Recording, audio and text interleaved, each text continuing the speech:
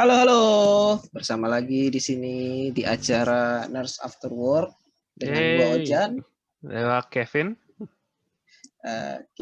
Sebelumnya kita mengucapkan selamat tahun baru untuk kawan-kawan semua di sana yang mendengar. Happy New Di Year ya mana guys. Ya, yes, tahun kita sudah lalu melewati masa padoru-padoru. ya, Sekarang kita tahu ada yang udah mulai kerja, ada yang masih ya dengan kesibukannya masing-masing lah. tahun Kalau buat 2020 lo gimana ini? ya, tahun 2020 relatif tenang sih ya. Nggak terlalu banyak berita gitu ya. I don't think so ya. Karena kita juga 2020 tuh kayak apalagi Maret sampai Mei itu kayak kita mau ngapain gitu. Ya, Apalagi di sini lagi PSBB lagi ketat-ketatnya waktu itu. ya. Untuk gue sih relatif tahun 2020 relatif tahun tenang sih. Walaupun dunia kebakar tapi ya. Nah, it's fine. Nah, it's fine. gue nggak bisa nonton bioskop ya. Ya, walaupun ya gue nggak bisa nonton bioskop ya, mungkin berat ya, walaupun ekonomi jatuh ya. Oke, ada ada demo, gue lupa udah berapa. Tapi relatif Eh, relatif tapi tenang. tapi yang demo tapi yang demo juga yang bulan apa itu? Kan gue juga cerita ke lu kan. Itu Hampir demonya nggak tahu ya depan deket proyek gua coy. hampir hampir tiap bulan anjir ada demo. Yang akhir tahun tuh apa Oktober atau November itu kan demo wah, wah, wah, wah, wah. Pas gue liat lah anjir ini mah depan proyek gua gimana gue pulang ini. Aduh. 2020 tuh setahun udah dunia kebakar semua, ya udah hidup gue udah kayak di pause, hidup udah kayak di pause semua, kantor pause semua kayak ya. Gue pengen bilang semoga 2021 lebih baik, tapi kayak 2020 awal gue bilang harusnya 2020 tahunnya mendingan walaupun ada banyak komen yang jelek, tapi ya ternyata salah prediksi banget. Jadi 2000 semua tuh ada apa, ada hikmahnya lah ya. Jadi 2021 gue walaupun itu. ya 2021 gue wait and see aja lah dulu. Oh iya, kita di sini mau ngapain nih? Ya, jadi mengingat ini tahun Ada baru, kita apa? Coba sekaligus review aja kayak tadi ya kita bilang ya kayak tahun 2020 uh, relatif berita dunia nggak terlalu banyak, jadi ya udah kita lihat berita-berita yang bener-bener heboh, yaitu berita anime, berita game, berita film, karena nggak ada event lain yang penting kan ya 2020 gitu. nggak ada. Tadinya mau ada Olimpik. Vaksin ditemuin, itu nggak peduli. Nah, Olimpik dibatalin, iya, itu nggak peduli. tadinya ada Kita Olimpik yang juga. penting tuh anime, Hmm, movie, game, itu aja kita. iya. Nggak, sisanya 2020 nggak ada berita yang rasa gue sih nggak ada yang lebih penting sih ya, Jen. Ya, rasa gue nggak tahu untuk orang lain. Ya, ya tempe sekarang harganya lagi naik gitulah. Ada. Bapak rumah tangga ya sekarang. Penting Jan. Gue tempe itu gue Indo asli, tempe tahu itu harian gue. Ya. Ini gimana? Ada berita-berita baru nggak yang didengar? Ya, jadi mungkin sebelum kita masuk ke review dulu, ini ada berapa berita di tahun baru, karena walaupun tahun relatif tahun agak volatile ya, tapi ada berapa berita di tahun baru yang aslinya kayak ya untuk tahun ini kayak mungkin ada yang promising buat kita dan berita Ada yang bagus. bisa kita tunggu-tunggu lah paling. Ya, by the way buat yang berharap, gue sama Ojan bukan ngomong tentang vaksin ya. Gue ngomong tentang gue ngomong tentang Demon Slayer movie tayang di Indonesia 6 Januari. Kalau untuk vaksin gue nggak tahu kapan. Tapi 6 Januari lu bisa nonton Demon Slayer. So, yes. ya kayak seperti Ojan bilang, ngambil aja hikmahnya. Vaksin gue belum dapet. Ya. Tapi paling nggak kan gue bisa nonton Demon Slayer gitu Yeah. loh nanti. Padahal hari Semua ini tuh ada hikmahnya. Gitu. padahal hari ini gue lagi ngecek. Lu bisa ngecek kalau yang belum tahu buat vaksin, apa dapat vaksin gratis, lu bisa masukin nick lo. Gue lupa website, tetap ada website Kemenkes buat ngecek. Lu masukin nick lo dan apakah lu prioritas vaksin, dan dengan gue nggak bikin kaget ya, ternyata gue nggak. Lo enggak, apalagi Ya. gue udah pasrah gue, makanya kayak ya udah yang penting anim lah udah. Iya, jadi nggak apa-apa Jan, berarti kita berdua tuh setara lah tapi walaupun di mata pemerintah berarti ya kayak kita bukan prioritas. Ya, balik ke berita Demon Slayer. Jadi tadi seperti dibilang kayak di Indo nanti di 6 Januari bakal main di CGV dan XXI. Ya terdekat lo, coba dilihat. Walaupun gua nggak rekomen. Gue sendiri itu Demon Slayer tapi tetap kayak itu. Tapi ya lo bisa nontonin terdekat di sini kayak. Dan Demon Slayer Kimetsu no Yaiba ini lumayan di Jepang sih, dari yang hitnya kalau dilihat sih di Jepang ini dia udah masuk movie nomor 1 sinema Jepang untuk weekend ke-12 yang sekarang ini, dan dia on track buat ngalahin rekor dari film kecil sebelumnya ini, biar gue lihat apa namanya. Spirited Away dari Studio Ghibli. Itu film legend itu. Ya, film kurang Buat terkenal. gue film legend itu. Ya, kurang terkenal nggak sih? Itu lo kalau di luar lo digebukin masa sih itu. Iya. Dia menang penghargaan kecil sini, apa namanya, Oscar. Oke. Dari Bapak Oscar. Udah ngelewatin ya? Ya, on track sih, gue nggak tahu sih. Mungkin begitu ini keluar udah ngalahin, tapi begitu ini gue baca sih dia on track dalam seminggu atau 2 minggu tergantung sale bisa ngalahin Ghibli yang impresif banget sih kayak. Maksudnya buat skala animation ya, kayak selalu Spirited Away kan, kalau bahkan orang yang nggak ngefans anime itu anime banget ya, gue suka anime, gue nonton Spirited Away. Yang paling nggak tuh orang tuh tahu Ghibli gitu loh. Iya, paling nggak orang tahu Ghibli gitu ya. Jadi kalau dari sini kita bisa melihat bahwa Ufotable itu menuju lebih baik daripada Ghibli. Dan jujur sebagai orang yang bukannya benci Ghibli tapi nggak terlalu fans Ghibli, tapi ya gue welcome itu terjadi. Dasar. Ya, abis Demon Slayer ada berita apa lagi dari lo mungkin, Jan, yang catch your eye, yang nangkep telinga lo? Kalau gue yang sangat-sangat gue tunggu adalah Eurocamp season 2. Dimana ini dari yang gue sempat lihat ya dari akun Twitternya @Eurocamp_anim. Itu di 3 Januari yaitu dia ngeluarin image visual dan info bahwa si Eurocamp ini bakal keluar. Nah di sini juga trailernya juga udah keluar tadi, gue lupa ini tanggal trailernya berapa.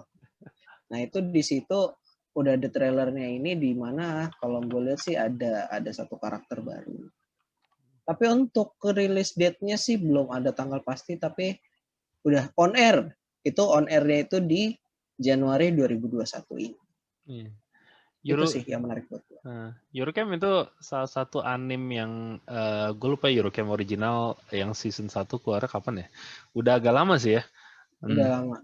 Tapi kayak salah satu hits yang show buat heartwarming banget sih, dan terutama kalau lagi saat sekarang tuh show heartwarming yang intinya lo bisa nonton dan kayak gitu doang.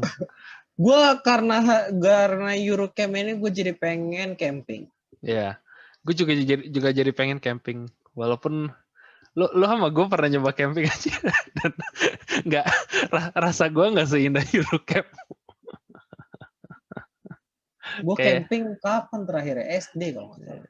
SD apa SMA kita bukannya pernah ya kayak? Yang mana? Dulu yang ke daerah yang apa? Itu apa aja? Itu TO nggak TO. camping. Oh, Itu nggak camping. gara-gara lu sakit. lu kagak ikut siskamling dulu. Jadi buat cerita. Hari pertama gue ikut ya. Hari kedua gue enggak. Lo tidak merasakan gue dan teman kita satu lagi yang 2 malam harus begadang gara-gara lo sakit. Jadi buat sedikit konteks, kayak gue sama Ojan dulu sampai SMA kita ada acara kayak apa sih, kayak Dan kebetulan ya, kita kayak trip field trip gitu observasi lah. ya, kayak Trip buat observasi namanya. ya, Kita jadi ke kayak desa, kita hidup selama seminggu di situ. Dan itu ada ada siskamling gitu-gitulah posisinya. Iya, dan gue makanya kalau dipikir kita senasib banget ya, soalnya kita setim di situ, kayak ada 4 cowok waktu itu, dan harusnya siskamling itu shift kayak setengah malam dua cowok, terus setengah malam berikutnya 2 cowok berikutnya, dan lu nggak boleh siskamling sendiri karena ya jelas kalau lu anak kecil sendiri ada apa-apa nggak ada temen kayak bahaya kan. Dan gue di timnya bareng Ojan itu Laki, Ojan, dan satu teman gue lagi itu dia sakit di kedua, dan jadinya gue harus siskamling full 8 jam dari Enggak, itu jujur aja ya, hari pertama kita bodoh itu. Kita berempat nggak ada yang tidur. Iya. Dan hari kedua, lu pernah gue cerita gak sih apa kayak hari ini alasan gue sempat gak bisa minum kopi berapa tahun? Yang kecoa kan? Iya, jadi gara-gara itu hari pertama anjir. Gue itu jadi malam gue dikasih kopi buat jaga siskamling dan gue minum karena nggak ada lampu, gue nggak lihat, gue dengar ada celup dan gue main minum kopi aja. Taunya begitu kayak gue ini apa, kayak ada korma, gue telan dan taunya bukan. Taunya kecoa. Yang gue lepehin, itu gue nyampe nggak teriak nggak apa, kayak gue cuma what the F kayak. Dan gue itu sempat nggak bisa minum kopi sampai berapa tahun habis itu. Oh iya, efeknya kayak gitu ya, gue nggak tahu loh itu. Gue nggak bisa minum kopi sampai gue kuliah habis itu. Kayak gue baru kuliahan, baru habis itu kayak pas tingkat akhir di mana gue harus banyak begadang, baru habis itu gue minum kopi lagi dan kayak sekarang baru normal.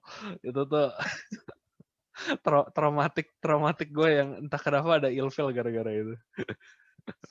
Dan itu kenapa kayak gue Eurocamp pengen nonton balik ke Eurocamp, kayak gue ngeliatnya gue jadi pengen camping sampai gue inget oke, kalau camping tuh yang mungkin gak dilihat di Eurocamp tuh ada banyak serangga dan banyak makhluk-makhluk lain yang harusnya mungkin manusia kayak kita dipisah aja sama makhluk-makhluk itu. Gue udah coy, bener-bener gue udah, gila gue harus camping gitu kan. Gue udah ayo kita camping gitu, gue udah ngajakin teman-teman gue. Oh iya. Salah satunya Danjo waktu itu ya, salah satu teman kita lah, Danjo namanya. Pas lagi ini gue nyari Bray, tempatnya nggak ada yang asik, Bray, gimana? Ya udahlah, nggak jadilah. Jadi buat lo pada yang mau camping secara konsep kelihatannya menarik, tapi begitu sadar secara logistik dan juga secara di lokasi mungkin tidak seideal, Eurocamp itu anime buat kamu. Kalau misalnya gue bilang ke salah satu teman kita, si Darta. Enggak, Darta malah bilang, itu namanya itu cool Japannya jalan itu dia. Gimana dia? Oh iya, Jepang itu ini. Mestinya pakai Eurocamp dia. Iya. Gue nggak tahu sih di hutan Jepang apa mungkin nggak kayak hutan kita, nggak ada kecoa dan lain-lain. Tapi ya, in my experience kayak camping nggak seindah itu sih. Walaupun gue nontonnya snuggly banget sih.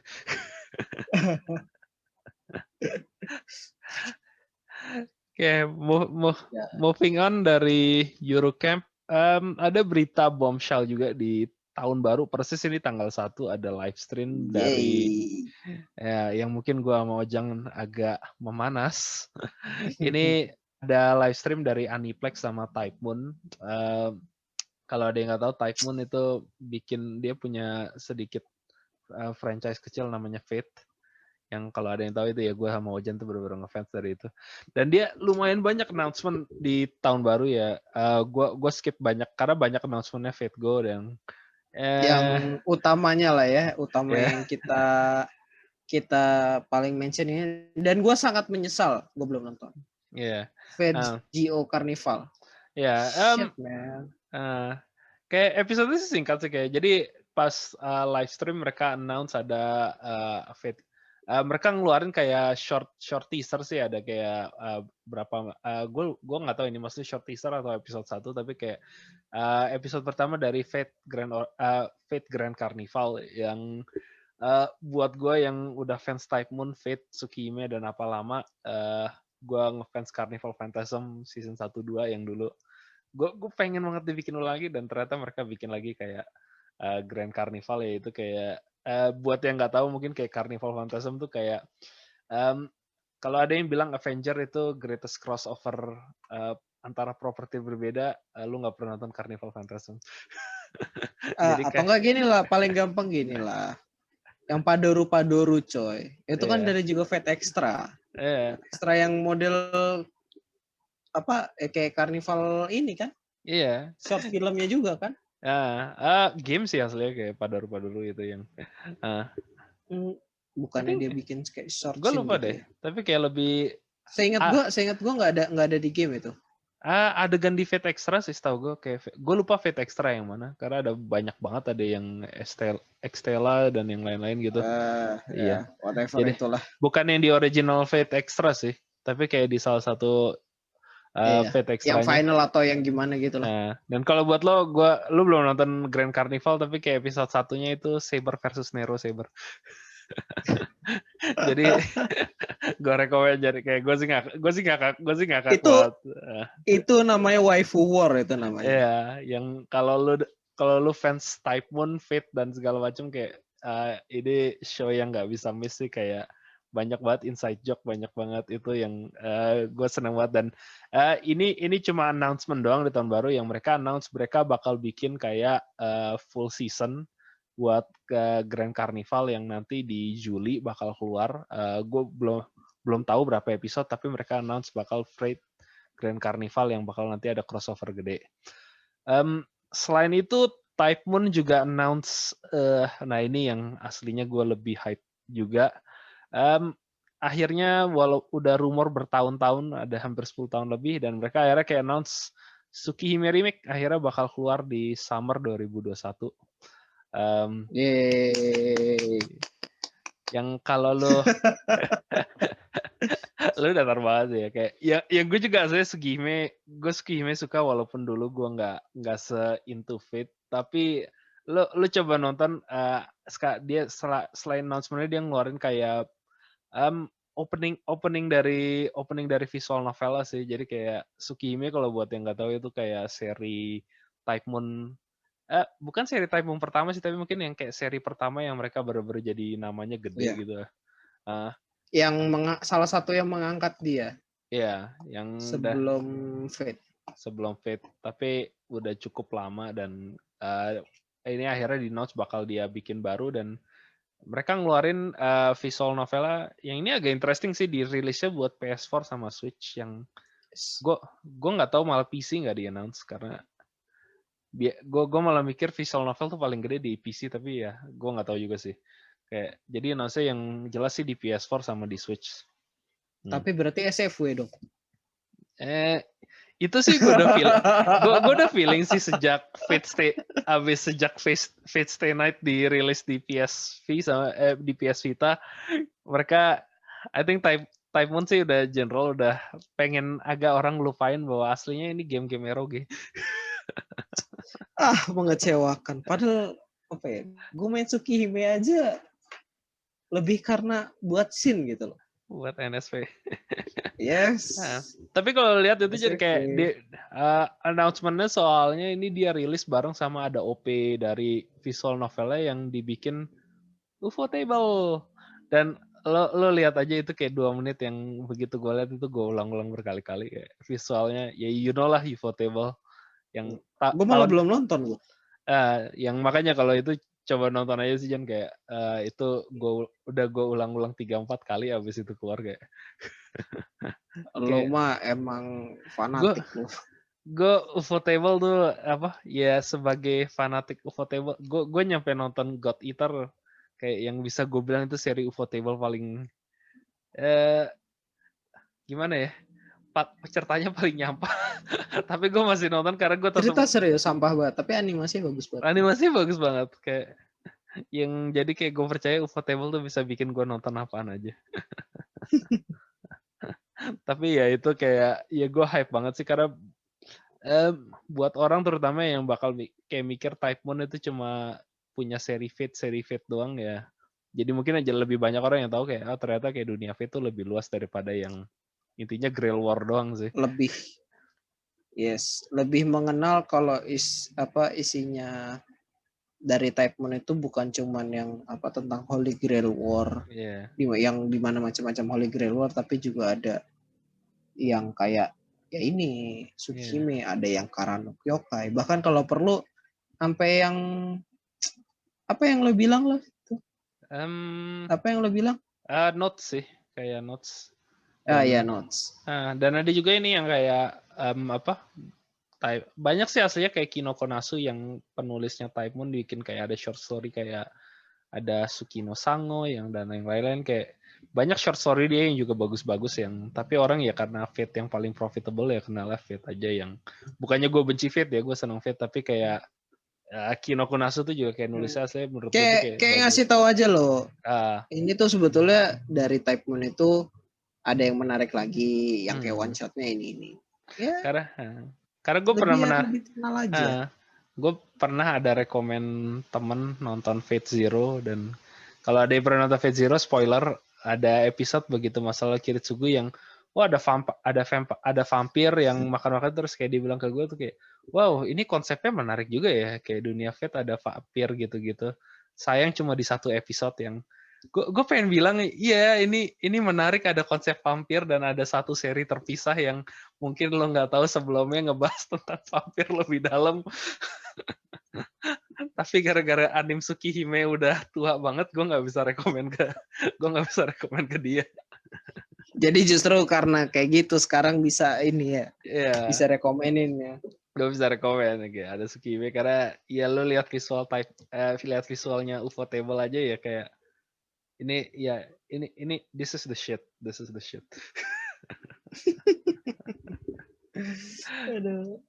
Ya, moving on dari berita-berita yang udah dibahas ini tahun baru. Ya ini karena sehubungan tahun baru ya, seperti kayak kalau di perusahaan kita review performa tahun sebelumnya, coba kita review 2020 performance-nya gimana cuma dari parameter yang penting yaitu anime, movie, dan games ya.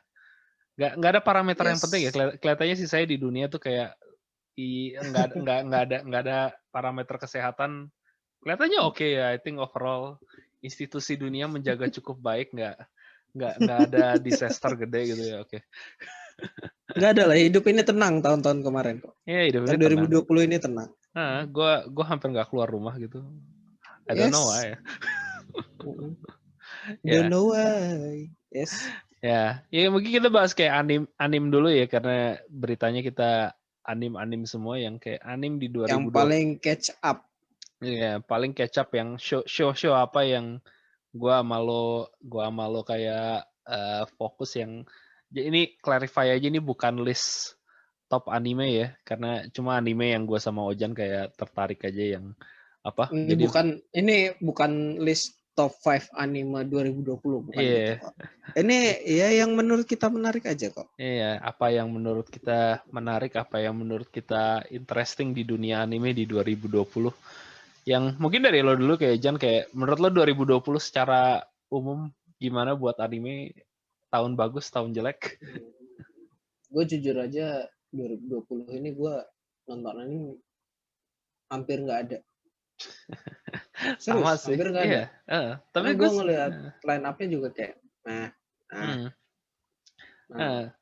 tahun ini ya emang apa? Memang gimana ya kayak ya gue nggak nyalain ya emang COVID banyak ke delay show gede yang buat kayak gue lupa bahkan kayak gue lupa kayak Doraemon apa beberapa yang show maksudnya top populer Jepang pun tuh kayak terpaksa harus hold produksi ya karena you know what lah ya. Jadi emang line up-nya agak kerasa sih, tapi bukan nggak ada show yang bagus sih ya. Tapi sama sih gue kayak lo juga sih, Jan kayak tahun yang agak sepi agak sepi show yang nangkep mata gue sih gue bilang tahun ini. Nah, Lebih flat sih rata-rata. lebih flat. Tapi ada area yang gue bilang, dan nanti mungkin kita ngomongin juga ada kayak area yang menurut gue sih agak lumayan naik lah, ada tren di 2020 yang mungkin gue harap di 2021 dan berikutnya sih berlanjut. Nggak kayak hal lain yang dari 2020 gue berharap berlanjut di 2021. Ya kalau dari gue ya, kalau anime ya, itu yang jelas satu Grand Blue. Itu kenapa? Karena lu homo itu sumpah. Hey, itu bercandanya tolol, bukan gara-gara gue demen lihat cowok telanjang. Tapi ya sih kayak Grand Blue satu-satunya show dengan cowok telanjang yang gue bisa rekomen lu nonton gak? Yes. Kayak lo nggak lo lihat apa cuma satu-satu anime gitu. Yang kalau misalnya lo lihat teman lo nonton itu lo nggak nonton Are You Gay? Enggak. Yeah. Itu bener-bener lo anjir itu. Why are you gay? Kalau nggak salah bener-bener chapter pertama aja si siapa tuh namanya itu aja udah telanjang coy. Iya, tapi gue baru ini hebatnya Grand Blue kayak ada show yang bisa bikin telanjang cowok itu nggak homoerotik karena jelas nggak ada ton homoerotik. Yes. Dan di sini satu-satunya gue tahu baru ada tuh namanya Spiritus. Iya. Spiritusnya bukan spiritus yang kita nyalain di tabung lab kimia, tapi spiritus yang bisa kita minum. Kayak show yang bener-bener intinya sih show-nya nyampah sih ya, tapi kayak gue juga kaget karena konsepnya Grand Blue tuh kalau itu ya cuma anak kuliahan yang demen diving, jadi kayak sumpah kalau lu baca di apa My Anime List atau apa kayak summary-nya tuh kayak boring banget, tapi jujur kayak show-nya gue ngakak banget sih. Teman proyek gue aja gue gituin coy, lo nonton ini dah apaan nih cuman diving dong, lo nonton itu, lo divingnya tuh dikit, iya nyebut lo banyak kan liatnya, iya namanya sih Grand Blue, set keren namanya Grand Blue. Iya. Kalau openingnya diving.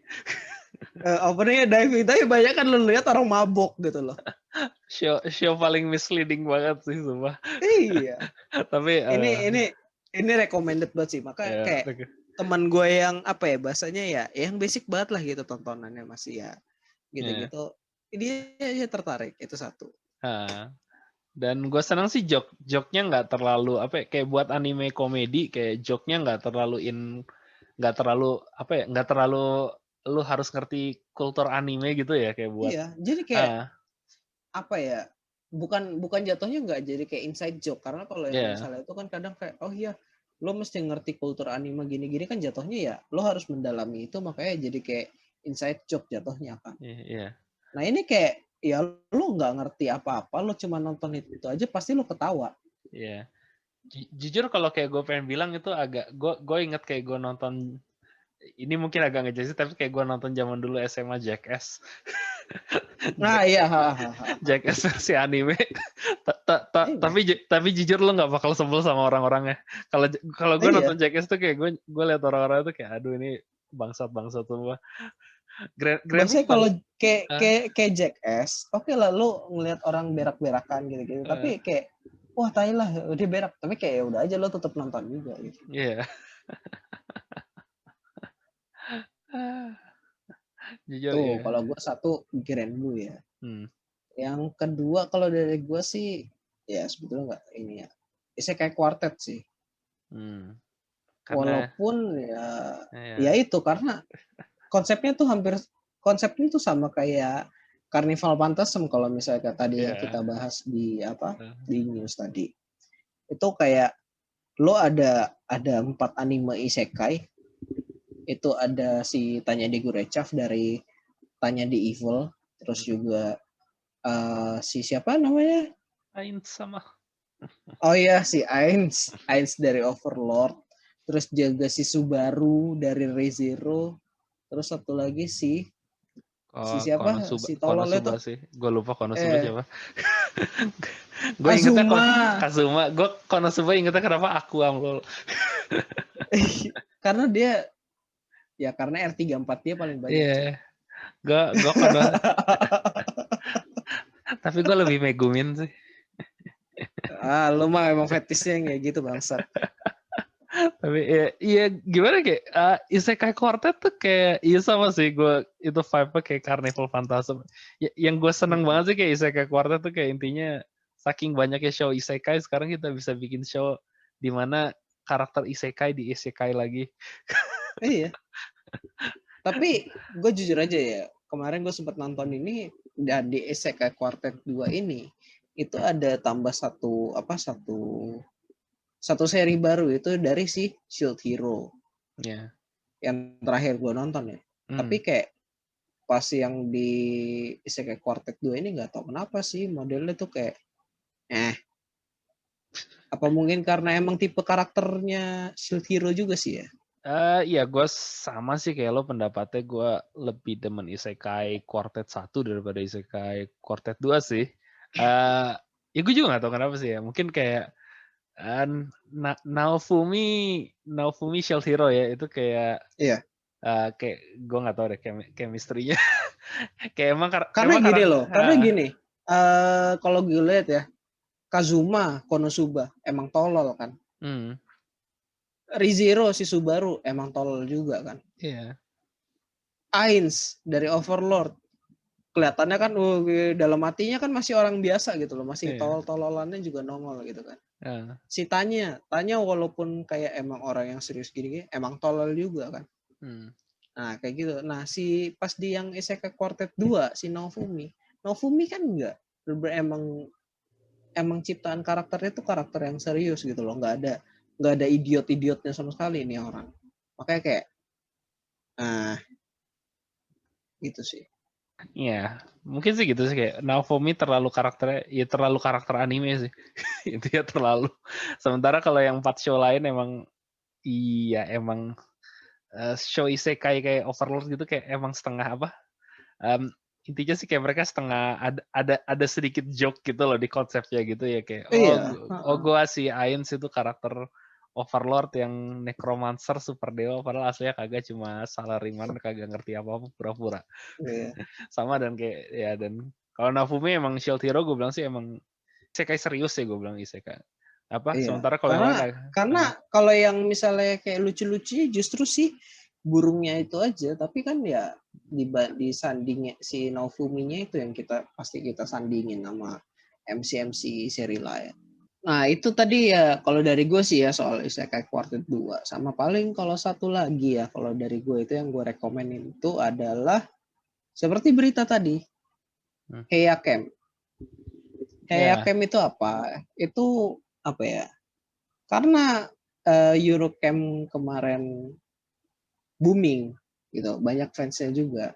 Jadi ada satu seri lagi Heiakem itu di mana dia lebih ke ngejelasin alat-alat campingnya. Jadi kayak emang sih maksudnya kalau salah satu yang menarik gue di Eurocamp itu gimana dia ngegambarin suasana alamnya gitu loh. Baik di anime maupun di manga, kan gue juga baca manganya.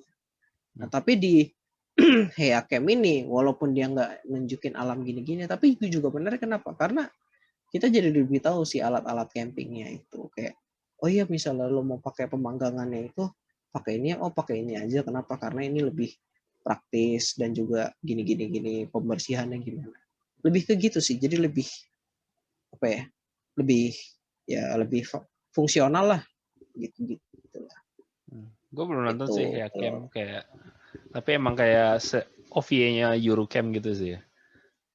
Jatuhnya dia di ini enggak ya OVA sih jatuhnya. Ada beberapa episode sih. Jadi dia itu beberapa syutingnya tuh yang di ruang klubnya dia itu loh. Kayak oh iya ini gue kemarin abis ngumpulin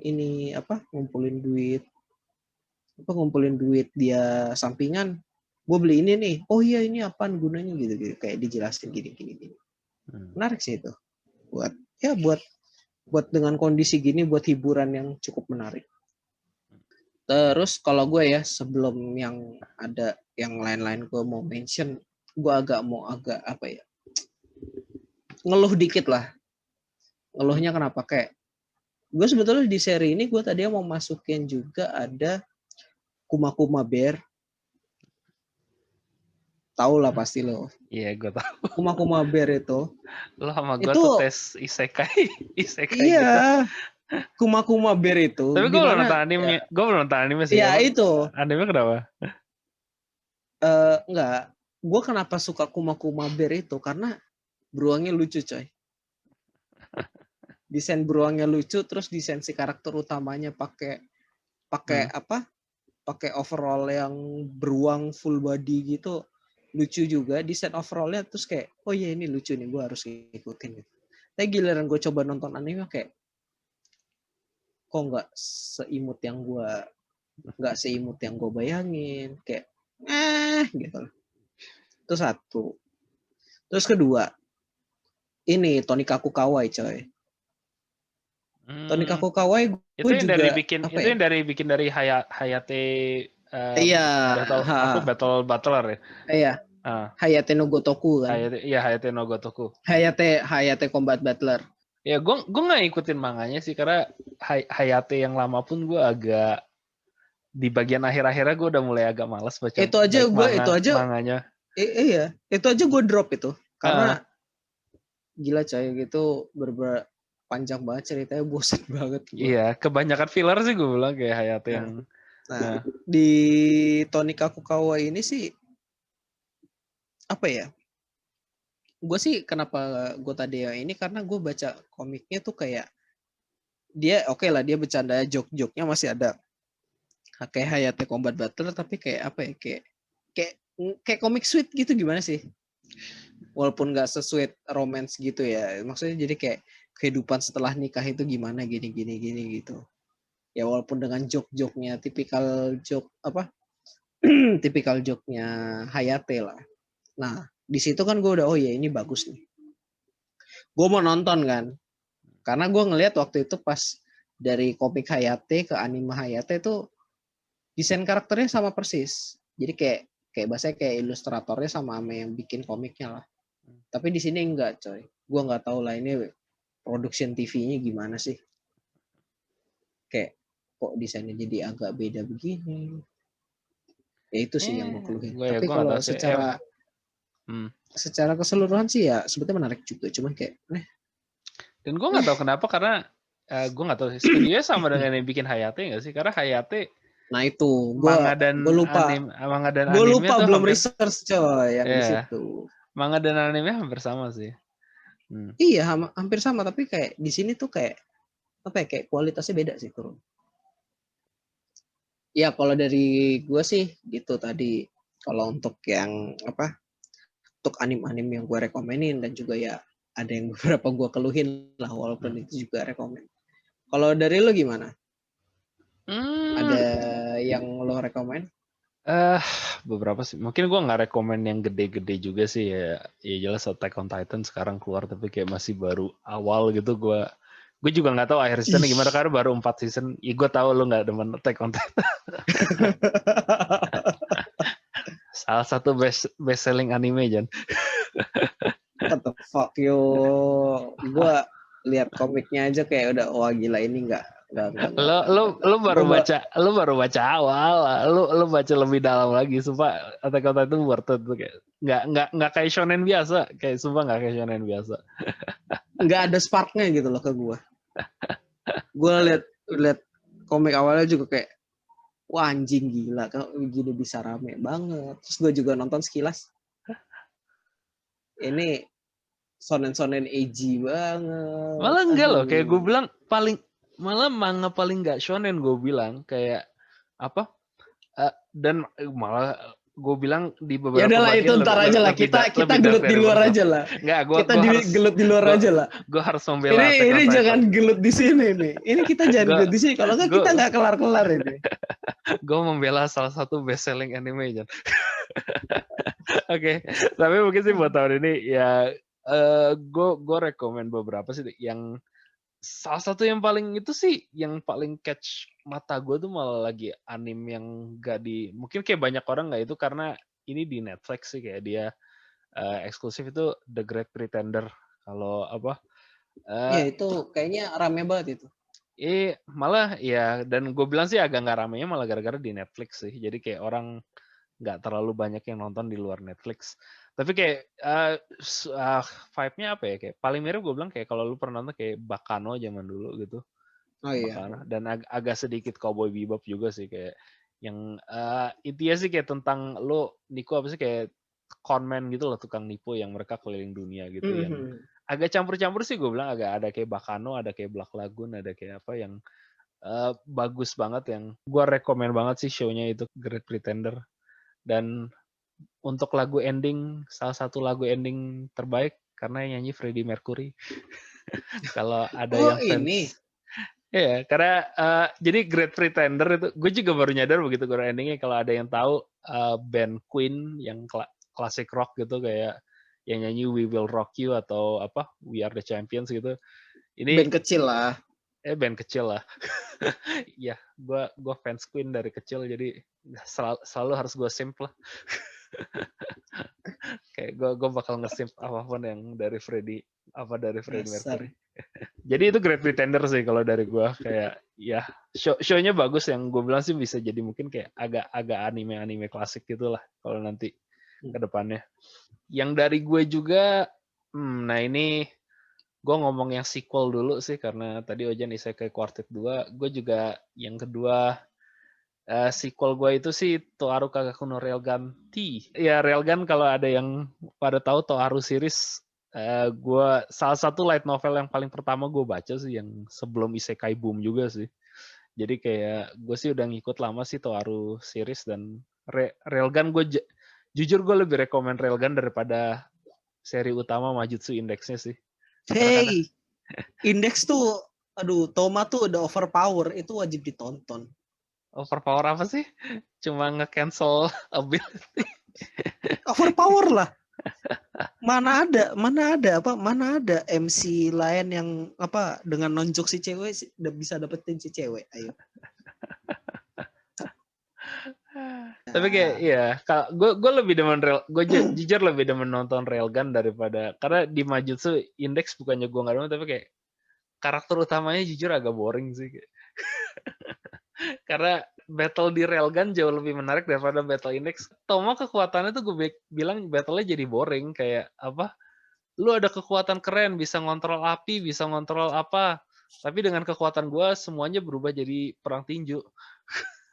Karena gini loh, maksudnya kalau Toma itu kan bener-bener dia nonjok, das udah pingsan gitu kan. Udah dia menang gitu doang. Maksudnya kan kalau misalnya kayak Railgun kan gitu kan, Railgun atau ini battle kita ngerasain kan dengan ada masing-masing battle kekuatan. Deng. Jadi kayak damage-nya tuh berasa. Lah ini Toma ditonjok doang gitu kan. Tonjok udah gitu, tonjok sekali doang. Bukannya nggak ada. Dan bukannya nggak menarik. Lawannya malah nggak pingsan. Nggak, dan bukannya nggak menarik. Karena jujur battle index yang kalau apa Toma lawan Accelerator yang awal tuh gue bilang masih ada loh cara supaya bikin Toma tuh kayak kekuatannya nggak overpowered. Tapi kayak seringnya di banyak battle-nya tuh jadi kayak cuma itu yang makanya gue jadi lebih prefer Index. Masalahnya setelah battle lawan Accelerator, dia battle-nya gimana sih, gue tanya coba. Iya. Kayak gitu doang kan.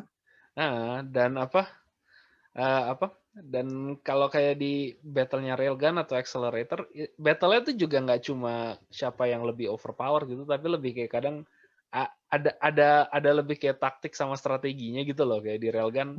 Railgun tuh juga kayak si Mikoto karakternya nomor 3 paling kuat, tapi dia begitu ketemu Esper lain kadang masih bisa hampir kalah gara-gara kalau dia nggak ngerti bagaimana nge-match up kekuatannya gitu loh. Yang itu bikin gue Railgun lebih menarik daripada seri yang lain. Yang gue agak males, yang ini juga gue komplain sih, kayak jadi tahun lalu ada juga spin-off-nya itu kayak yang Toaru Kagakuno Accelerator, yang spin-off-nya Accelerator. Yang Railgun sama Index itu studionya bikin artwork-nya tuh kayak sama, kayak pakai satu jenis artwork yang sama. Tapi kenapa Accelerator tahun lalu itu dibikin artwork-nya ngikut manganya bukan ngikut animenya. Sementara manganya Railgun itu artwork-nya beda dengan manganya Index, tapi animenya disamain setara, yang satu format gitu lah, satu tim. Tapi kayak Accelerator dipisahin sendiri, yang buat mata gue jadi agak Rasis aneh. coy. Iya, kayak nggak konsisten gitu loh liatnya. Rasis Gitu. coy. Rasis itu. Konsistensi Jan, format lu harus konsisten. Terus ada show terakhir ini yang mungkin gue mau rekomen, nggak mungkin banyak orang nggak denger sih, tapi karena gue manganya udah lama ngefans itu Somalito Mori no Kami-sama, atau kalau yang itu Somari and the Forest Spirit, yang manganya sih ceritanya jujur agak slow, tapi kalau lu ada yang demen fantasy, ini anim sama manga yang gue bilang fantasinya tuh kayak dunianya tuh yang paling kreatif lah, yang intinya kalau gue malas tuh kayak fantasi seringnya tuh kayak dunia fantasi tuh berarti kayak Eropa zaman Dark Ages yang ada kastil, ada apa guild, semuanya pedang pakai armor, ada knight, ada ya gitulah, lo tau magician Sword gitu. and Magic lah, Sword and Magic. Iya, Somali sama Forest Spirit tuh kayak ada satu cerita yang kayak emang fantasi tapi kayak dunianya tuh campuran lah, nggak full barat, nggak full timur, kayak bener-bener dunia tuh kayak fantasi kerasa di dunia lain, yang dan ini bukan isekai ya, tapi fantasi yang dunia lain. Ini tuh kalau nggak salah yang karakter utamanya tuh kayak entah robot atau entah orang pakai topeng itu ya, entah golem itu. Iya, jadi ceritanya juga gue bilang sih heartwarming gitu sih. Jadi kayak ada sebuah golem gitu yang harusnya tugasnya dia Oh iya, jaga, golem. dia jaga hutan. Terus dia ketemu ada anak kecil yang dibuang di hutan, dan dia itu jadi kayak bapak adopsinya gitu. Ya intinya kayak mesin. Jadi jujur gue inget kalau lu nonton Terminator 2 sih. Yang itu ya ada robot. Memanusiakan mesin. Coy. Iya, memanusiakan mesin yang kayak ya ceritanya agak standar tapi kayak gue seneng. Tapi dunianya juga menarik. Jadi dunianya tuh kayak dunia fantasi, tapi di mana kayak manusia tuh malah jadi kayak ras yang minoritas gitu loh. Jadi kayak ras lain yang beast people, yang elf, yang lain yang malah ras manusia tuh yang apa? Gara-gara ya emang masuk akal sih, secara fisik kan manusia kalau di fantasi yang paling lemah ya fisiknya, Iya. statnya. Yang kalau di dunianya itu tuh jadi kayak manusia tuh udah dimakanin, yang bener-bener kayak parts bagian badan manusia itu dijual sebagai daging dimakan gitu loh. Yang walaupun tampilannya itu kadang cute, yang kadang tuh bisa ke topik-topik yang agak dark gitu juga, yang jadi kayak makanya ceritanya ini kayak si anak perempuan ceweknya ini kayak ya dia juga harus pura-pura jadi monster, nggak boleh ketahuan manusia, gara-gara kalau nggak monster lain tuh mau ngemakan dia gitu loh. Tapi yang ngejaga dia tuh kayak golem yang salah satu kayak ya intinya kayak Terminator gitu lah, nggak apa bener-bener kayak overpowered tapi dia ngejaga anak gitu, yang ceritanya juga heartwarming gitu sih. Bukan anim gede tapi kayak salah satu anim kreatif lah gue bisa bilang, kayak yang jadi intinya pak kalau lu mau fantasi tapi nggak mau yang cuma gayanya Eropa Eropa kastil doang. Udah mulai bosen gue coy nonton yang Sword and Magic gitu loh. Ya iyalah. Mau variasinya jadi jadi adventurer, mau variasinya jadi guild member, bosen gue. Anyway, itu sih dari gue buat rekomen, yang bukan rekomen sih tapi kayak lebih anim yang gue sama Ojan kita nangkep mata ya. Itu yang mungkin gue mention sih nggak terlalu banyak ya kayak gue bilang, karena mungkin juga buat 2020 ya kayak anim yang paling catch mata gue tuh malah bukan seri sih, tapi lebih banyak dari movie sih ya. Kalau yang catch, walaupun ya yang tadi kita mention di awal tuh kayak Demon Slayer ada movie barunya yang bakal tayang, tapi kayak aslinya kalau gue lihat tuh kayak yang paling mencolok di 2020 tuh kayak banyak movie-movie anim yang keluar ya, itu kayak beberapa aja sih yang itu kayak ya tadi Goblin Slayer, tapi juga dari Ufotable juga Fate Stay Night, Heavenfeel yang ketiga, Violet Evergarden yang movie yang Kyoto Ani, sama Goblin Slayer, Goblin Crown yang lumayan kayak ya bukan semuanya either movie, tapi kayak gue ngeliatnya kayak anime movie ya, terutama Goblin Slayer yang ya gue denger dari reviewnya sih kayak nggak dewa banget sih, walau gue belum nonton. Tapi kayak ya Heavenfeel juga nggak review. ini lagi, nggak kontroversi lagi nih. Kontroversi apa? Emang Demon Slayer kontroversi? Enggak, Goblin Slayer. Oh, Goblin Slayer. Orang udah pernah tahu. Kalau lu masih kaget begitu Goblin Slayer sekarang ada adegan dengan dengan tag depan R, ya that's on you. Yang gue lupa Goblin Slayer awal keluar, tapi kayak jujur itu kontroversi Goblin Slayer awal tuh yang gue kadang gue agak males. Sekarang anim makin luas, kontroversi Goblin Slayer tuh agak paling goblok sih gue bilang. Walaupun kontroversi Shield Hero sih yang gue bilang lebih goblok. Tapi kayak gue menarik kenapa nih movie-movie ini gue bring up, kayak karena banyak dari ini tuh kecuali Heavenfeel ya, karena emang Heavenfeel mereka dari awal adaptasi sebagai movie. Ini tuh kayak sequel dari yang tadinya ada seri gitu loh. Kalau lu lihat yang kayak Goblin Slayer movie-nya itu kelanjutan dari seri animenya yang season sebelumnya, tapi dia lanjutin berikutnya mutusin bukan bikin season 2 tapi bikin anime yang ceritanya juga canon, ini diambil dari light novel. Violet Evergarden sih ya agak beda juga, tapi karena emang seri KyoAni dan ceritanya canon juga. Terus yang paling kaget ya Demon Slayer, karena Demon Slayer ini juga sama adaptasi arc berikut dari manganya yang terakhir anime season 1 putus. Yang jujur sih gue agak menarik karena sebelumnya tuh kayak mungkin lu kalau inget zaman dulu, zaman Naruto, One Piece ya terutama, kayak sekarang juga sih masih kayak dengan kayak My Hero, tapi kayak rata-rata buat seri shonen tuh kalau adaptasi film tuh ada filmnya tuh bikin cerita yang nggak nyambung sama sekali dengan Standalone lah jatuhnya. Iya, Movie standalone. Yang bukannya gue bilang jelek sih, tapi kayak agak menarik aja sih gue mikir kayak sekarang. Karena menurut gue kadang ada beberapa, terutama yang buat karya adaptasi ya, manga atau light novel, yang kadang gue mikir kalau lu bikin season selanjutnya karena arc-nya bagus tapi pendek, kalau lu bikin jadi satu season anime tuh rasanya lu terpaksa tarik panjang-panjang gitu loh. Yang kadang gue pikir fillernya tuh, biasa tuh yang bikin males tuh filler makanya. iya, karena yang contohnya tuh kayak gue My Hero Academia season baru yang karena My Hero Academia season baru tuh kayak untuk season yang paling baru, setengah season awalnya itu bener-bener kayak nge-hype banget. Tapi akhir-akhir seasonnya, karena emang arc di manganya agak slow, jadinya tuh orang tuh ngelihat seasonnya tuh begitu di bagian akhir tuh agak boring. Yang emang gue juga setuju. Karena baru pick up itu arc berikutnya di itu season berikutnya, yang kadang gue mikir tuh kayak mungkin si Kimetsu no Yaiba tuh pinter ini caranya gini. Karena ini arc ini emang lagi nge-hype banget, jadi dibikin movie itu bagus. Tapi arc berikutnya tuh agak slow. Yang tapi kalau lu bikin season anime, episode-episode awalnya itu agak lelet, agak slow gitu ceritanya kan nggak masalah. Karena lu harapnya tuh klimaksnya kan di episode-episode akhir season. Ganti strategi dagang lah bahasanya. Ya bukan ganti strategi aja sih, kayak kadang gue ngerasa tuh kalau cuma seri tuh agak maksa gitu loh lu bikin. Iya, makanya. Lu harus 13 sampai 20 episode satu season, yang padahal cerita lo agak slow. Yang padahal lu tahu dari manganya juga kayak gitu agak slow. Gue contohnya tuh makanya kayak Index season 3 lah gue ambil. Index season 3 tuh kayak ada arc yang slow banget, yang tapi ada hype banget, yang terpaksa jadinya kayak gara-gara lu harus fit di satu season. Itu gue kerasa ada arc yang dicepetin buru-buru banget selesainya, ada arc yang dia perpanjangin. Dipanjangin. Yang gue mikir tuh mungkin apa nggak lebih bagus kalau kayak Index season 3 tuh ada arc satu yang dibikin movie terpisah, sisanya lu lanjutin di anime aja.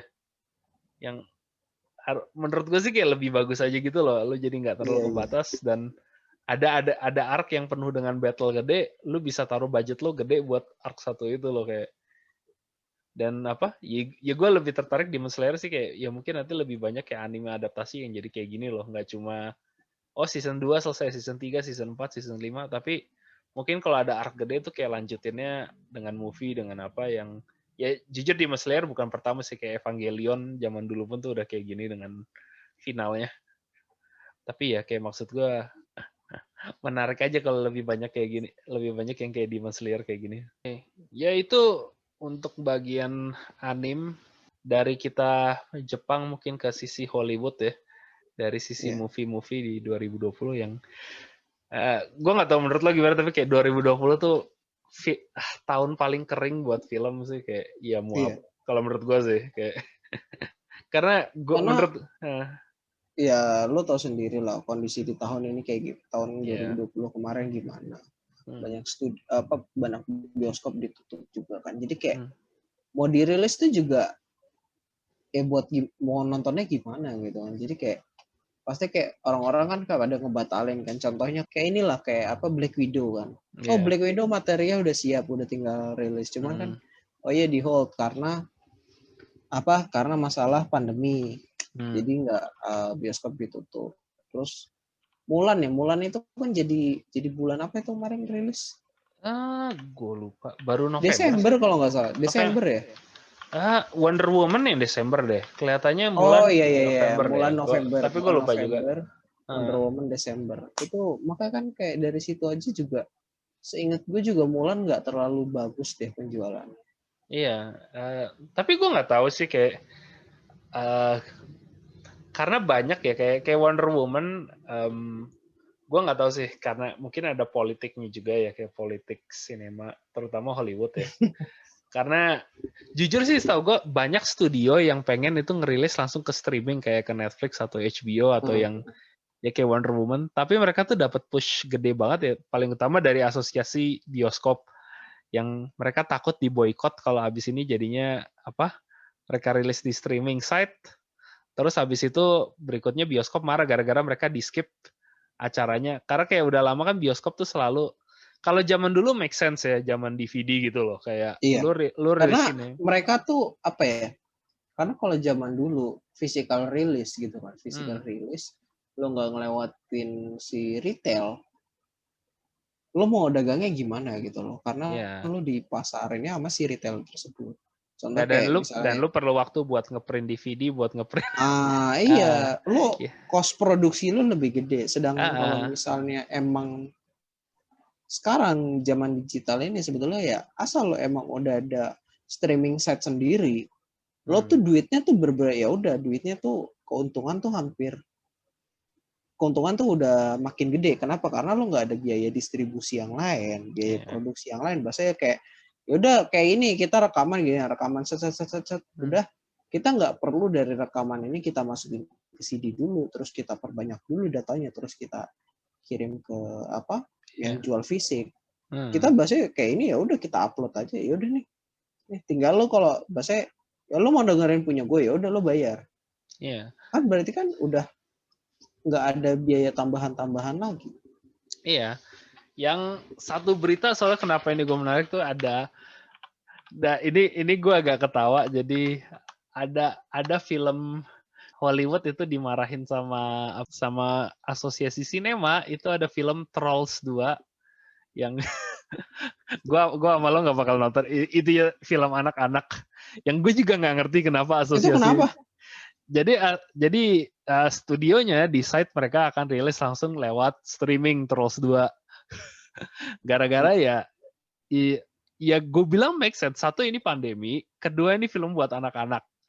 Yang lo anak-anak mana yang kalau nggak pergi ke sinema tanpa bantuan orang tua, yang pasti lo lebih laku lo jual di streaming langsung. Yang sama aja dulu kayak Disney pun kan dulu banyak rilis video langsung di video on demand.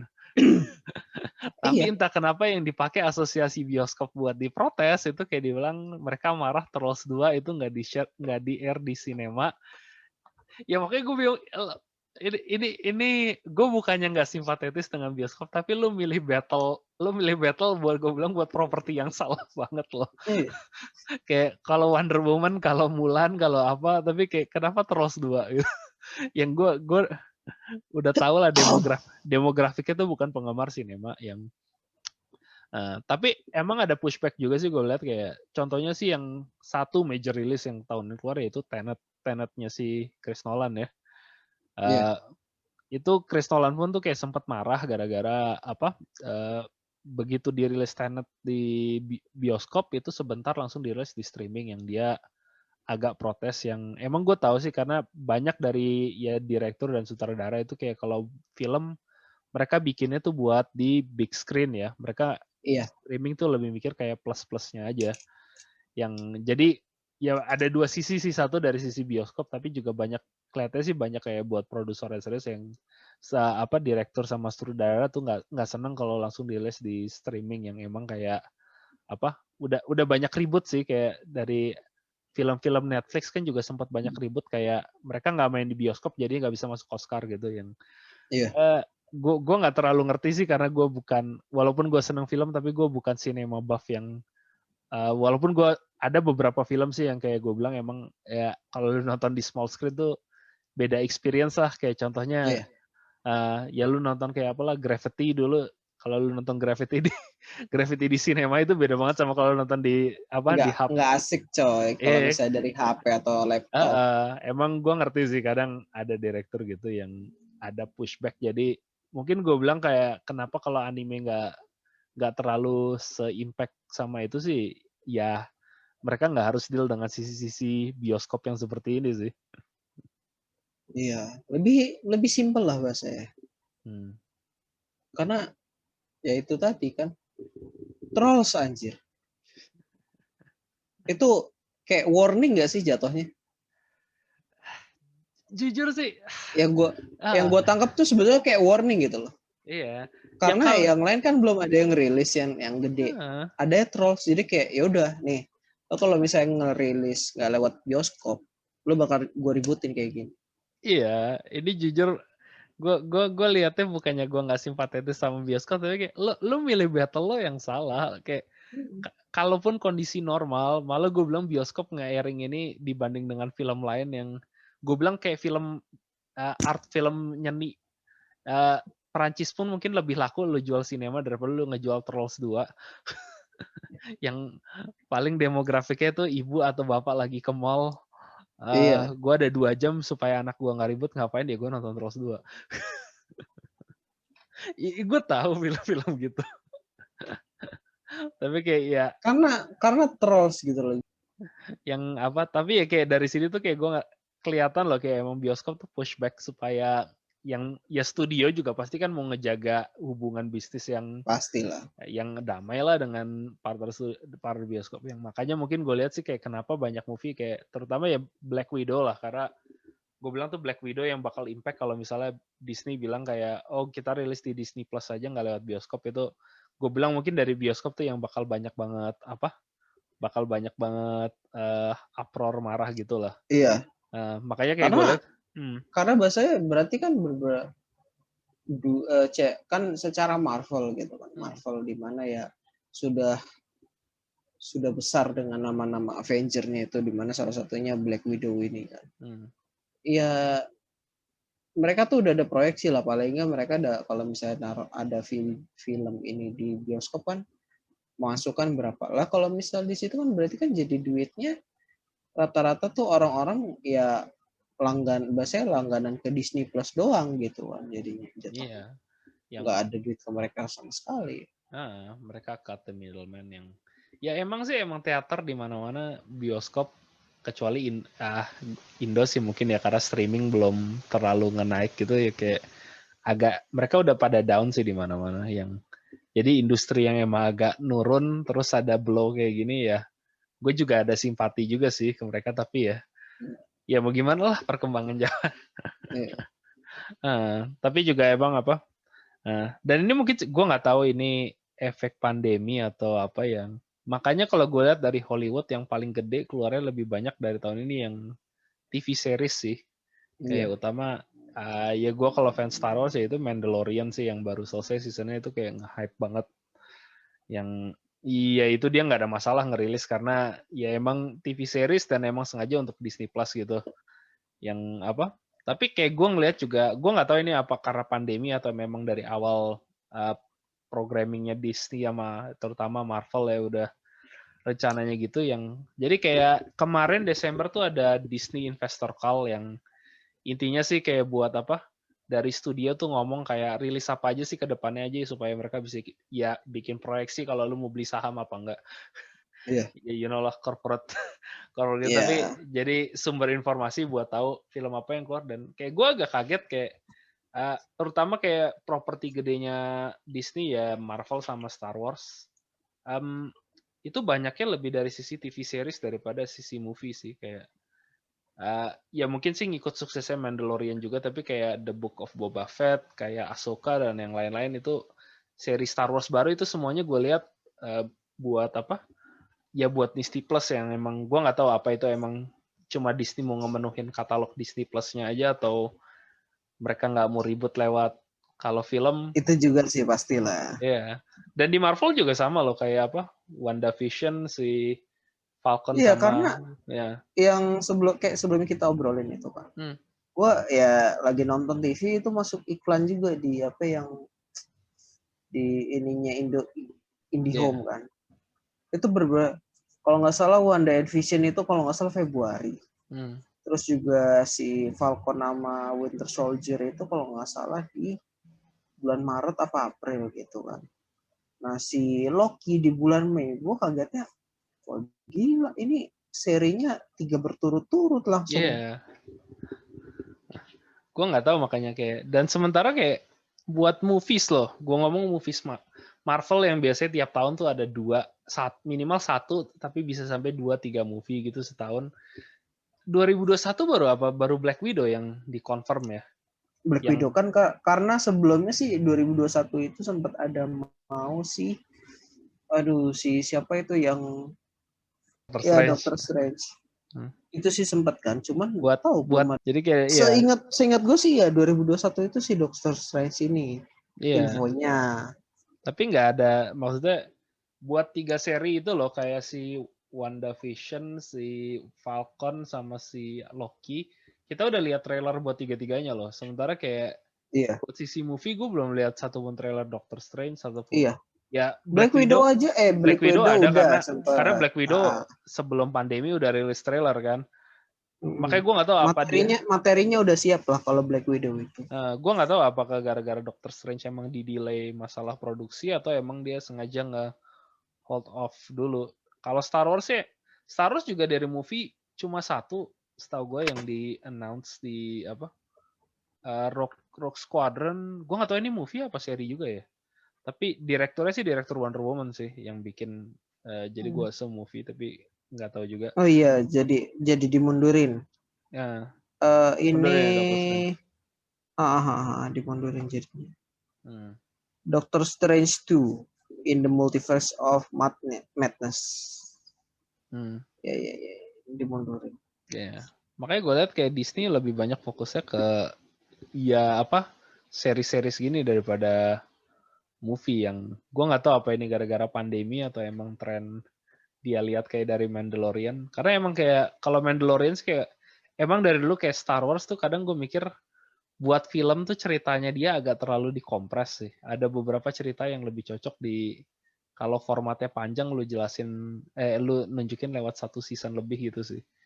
Yang kesannya kalau di movie agak keburu-buru gitu. Iya. Dan kalau Star Wars sih emang movie-nya agak bermasalah sih berapa tahun terakhir.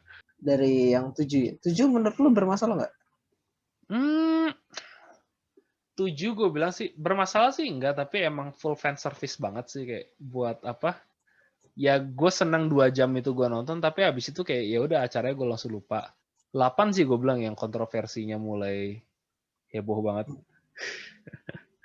Yang mungkin sih kayak gue nggak mau terlalu ngebahas ini karena kontroversi itu bisa itu nggak kelar-kelar. Kita waktu itu aja ngobrol panjang itu. Iya, kalau gue kontroversi Star Wars ya, bukannya gue disagree sama orang yang negatif opininya, tapi kadang kayak terlalu toksik lah buat gue nyebur ke situ. mayatnya udah mati, nggak perlu gue pukulin lagi. Mayatnya udah dingin lah. Jadi kayak apa? Ya itu dari sisi Star Wars yang kalau Star Wars sih makanya gue bilang agak masuk akal sih dia pindah ke seri yang apa? Karena dan kalau movie mungkin ekspektasinya kayak movie lu harus semua cast utama masuk, harus cerita utamanya bergerak. Sementara kalau kayak Mandalorian tuh kayak ini lebih kayak side story gitu sih. Tapi kayak kalau menurut gue kayak Star Wars tuh dunianya menarik yang ya mau dibikin apapun kayak dibikin video game, dibikin dia bahasanya gini loh, kalau misalnya untuk kalau movie dia kan lebih ada ceplok gitu loh, ada di beberapa tempat di mana cerita utama, sedangkan kalau misalnya di series ini dia tuh lebih bisa nge-explore dunianya gitu loh, apalagi dengan temanya kan si Mandalorian itu adalah merkan. Jadi dia pertama dari di hire buat di dunia yang ini, tiba-tiba ini udah kelar dipindah ke dunia ini. Jadi lebih ngegali dunia si Star Wars ini, universe-nya tuh kayak gimana, Iya. variasi ininya gitu sih. Heeh. Kenapa lebih menariknya di situ sih yang gue lihat. Heeh. Sama sih gue juga setuju itu karena satu episode lo bisa satu planet gitu loh. Dibanding kalau lo Iya, film paling 3-4 planet lo bisa kunjungin, itu pun kadang kalau lebih jadi kesannya lo kayak terlalu berpindah lokasi banyak banget gitu loh. ya Kalau di film. kayak bener-bener gini loh, kalau mau di film itu lo cepet-cepet pindah gitu kayak kesannya oke, Iya, gue tahu dunia lo gede, cuma ya iya, nggak gini juga lah iya. caranya. Ya kayak lo pernah nonton filmnya Warcraft nggak? Wah, gue nggak Eh, nyentuh gue film game. kalau ada tahu filmnya Warcraft tuh gue bilang kayak gitu gara-gara ngambil dari MMO kan. Itu sumpah gue nonton film tuh kayak, oh lu dari kota ini pindah ke kota ini, pindah ke kota ini eh, yang jadinya tuh kayak ceritanya nggak terlalu banyak, ada gue pindah lokasi dari yang satu ke yang lain kayak lebih banyak apa? Esensi cerita itu malah nggak dapet jadinya. Iya, yang Lo itu udah ke distract sama pindah-pindahnya itu. ya. Karena kayak Star Wars tuh yang salah satu kayak Star Wars maksudnya ya bukan film atau apa kayak tapi kayak istilah experience gitu lah kayak pengalaman Star Wars gue yang paling asik itu kayak main KOTOR loh kayak Knights of the Old Republic. Karena gue bilang tuh Star Wars tuh dia cocok banget buat jadi RPG gitu loh kayak lo Iya, lu bisa di satu planet lama terus ke planet lain terus ke planet lain yang ya itu emang dunia Star Wars menurut gue tuh kayak fascinating gitu yang kadang kalau di movie malah jadi agak terlalu diburu-buru gitu loh ke sana. ya itu tadi dia pindah-pindah ke satu dunia tapi nggak explore dunia itu secara keseluruhan. Jadi kayak kita cuma bisa tahu bahasa kayak ditatoin, oh iya isinya dessert gitu. Udah gitu doang. Ya, makanya. Ya setelah tadi kita kan udah bahas nih ya anime, terus juga movie juga udah kita bahas. Nah kalau untuk game di 2020 ini gimana? Ada ada game-game yang menarik nggak pas lo lihat kemarin nih? Lumayan banyak yang gede deh kayak keluar ya paling baru ya mention Cyberpunk 2077 yang setengah dumpster fire ya sekarang. Walaupun yang di PC sih bilangnya oke-oke aja sih, tapi kayak gue sih udah expect karena ya mungkin gimana ya kayak gue liat CD Projekt Red jadi kayak Bethesda kedua jadi ya buat game scale segitu sih gue udah nyangka sih pasti banyak bug tapi gue nggak ngira ternyata sebesar gini dan emang CD Projekt agak nipu sih gue bilang kayak lagi daftar tapi kayak banyak game gede juga gue bilang 2020 yang rilis ya. Ya walaupun gak semua rilis 2020 tapi kayak ya contohnya kayak Among Us kayak apa Fall Guys mau lu sebel mau lu benci Dua game sebel itu benci sama ya. gua gua sih nggak benci. Eh, Gue pokoknya contohnya sih kayak Fall Guys. Gue sih nggak bakal beli karena gue tahu gue pasti bakal bosan main itu. yeah. Among Us gue main ya. Oh iya sampai teman-teman yang nggak gue teman-teman gue yang nggak pernah main game main itu Among Us. Sampai gue tiap malam sampai yang nggak punya Discord bikin Discord dong. Yeah. Sampai gue tiap malam di chatin. Ayo main Among Us, ayo main Among Us. Apa? Anjir.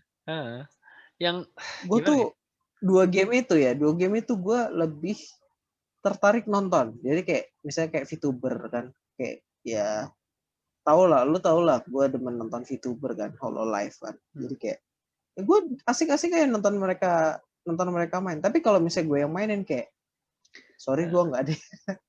Karena Fall Guys sama Among Us gue bilang tuh bukan game yang lu main kalau lu main sama orang random tuh jujur nggak terlalu menarik.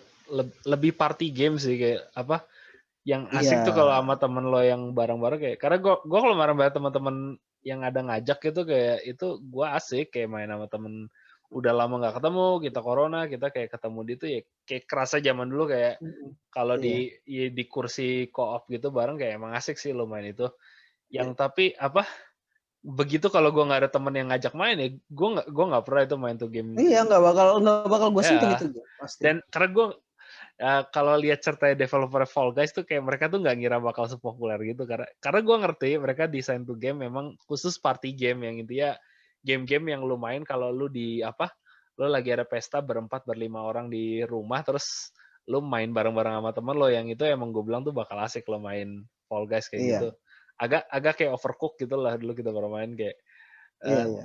tapi yang mereka sendiri kan itu kan sempat bermasalah servernya gara-gara kayak emang mereka nggak antisipasi trafficnya segede gitu yang ya karena nggak ada yang antisipasi corona sih. Yang ya tapi gue buat developernya dua itu gue lebih feel good sih kayak maksudnya ya indie developer yang tadinya bikin party game yang agak niche gitu terus ya Malah booming jadinya. iyalah kayak mereka yang masih dapat nilai paling nggak kalau dari negatifnya COVID ya masih dua developer ini yang masih ke support gitu ya kayak gue masih agak feel good lah kayak buat dua developer kecil yang Ngomongin pandemi gue jadi ingat, oh iya yang 2020 ada lagi coy yang booming. Animal Crossing. iya yang walaupun kontroversi untuk yang warga RRC. Lo tau gak ya kontroversi? Nggak tahu gue itu nggak tahu. Iya, Itu serius. Iya, jadi kalau buat yang nggak tahu di dunia ada lebih banyak berita daripada game sama film sama anime. Kalau ada yang nggak perhatiin selain COVID juga di negara yang asalnya COVID juga lagi ada gerak. Gue nggak bisa ngejelasin dalam singkat. Tolong baca karena ceritanya panjang dari zaman kolonial Inggris. Tapi kayak intinya sekarang Hong Kong tuh lagi ada konflik sama pemerintah Cina. Yang Hong Kong masih rame kan.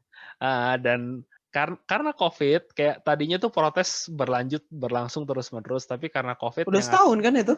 Lebih, udah dari zaman gue kuliah ini kayak emang protes itu nggak pernah berhenti karena enggak yang bener-bener gede-gedenya itu kan kalau nggak salah udah jalan setahun itu kan. Dan pemerintah RRC itu kayak agak untung gara-gara COVID, jadinya ya lu nggak bisa demo kan, karena takut nular. Tapi ternyata demonstran sama aktivisnya nemu cara buat demo virtual, yaitu lewat mana ya lewat Animal Crossing. Oh iya, yang jadinya Animal Crossing itu di-ban di Cina.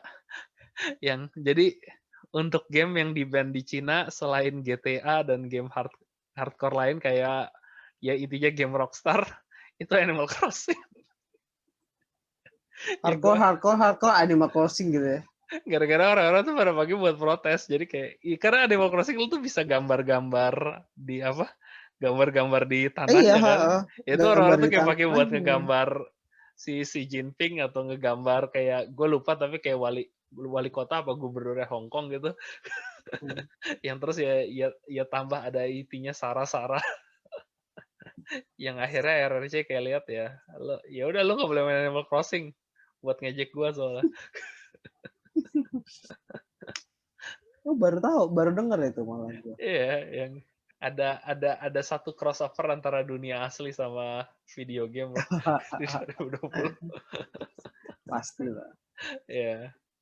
Yang game favorit Ojan mungkin karena gua nggak main mungkin Ojan bisa ngomong itu Genshin Impact.